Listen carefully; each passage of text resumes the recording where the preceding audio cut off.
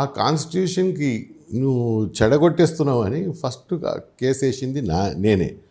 దాని తర్వాత నా మీద నిఘా పెట్టేటందుకు ఫస్ట్ మనిషి నేనే. ఆయన నాకు ఫోన్ ట్యాపింగ్ మొదలుపెట్టిండు. ఓకే, మీ ఫోన్ ట్యాప్ చేసి మిమ్మల్ని సర్వైలెన్స్లో నిఘాలో పెట్టుకున్న తర్వాత కేసీఆర్ ఏమన్నా లబ్ధి పొందాడా? కేసీఆర్ సక్సెస్ అయ్యాడా? సక్సెస్ అయ్యింది కదండి.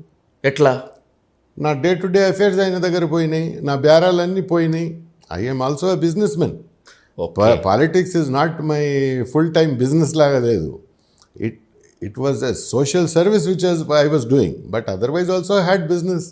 నా బిజినెస్ పోయింది, నా ఫ్యామిలీ అంటే ఇప్పుడు నేను నా భార్యతో ఏం మాట్లాడుకుంటున్నా అది కూడా ఆయనకు తెలిసే కాదు. So it is totally unconstitutional. ఇది చట్టపరంగా ఆయనకు జైలు వేయాలి, ఇదివరదాకానే ఉండాలి. ఓకే, ఆయన చేసింది అది చాలా పెద్ద నేరం, అది చిన్న నేరం కాదు. అవును, ఫోన్ ట్యాపింగ్. సిమిలర్గా ఇదే రకంగా ఒక కేసు అమెరికాలో అయితే ప్రెసిడెంట్ నిక్సన్ అనుకుంటా, ఆయనకి ఇంపీచ్ చేసారు అక్కడ. మేము అన్ని దాంట్లో అమెరికన్ ఫాలో చేసుకుంటున్నాము, ఈ దాంట్లో ఎందుకు చేసుకుంటలేము? అవును. అయితే ఫోన్ ట్యాపింగ్ పైన స్పందిస్తూ కేసీఆర్ లేకపోతే కేటీఆర్ మాట్లాడుతూ ఎవరో పోలీసు వాళ్ళు 2-3 చేసినటువంటి పనులని గవర్నమెంట్ని నిందిస్తారా? ఫోన్ ట్యాపింగ్తో మాకేం సంబంధము?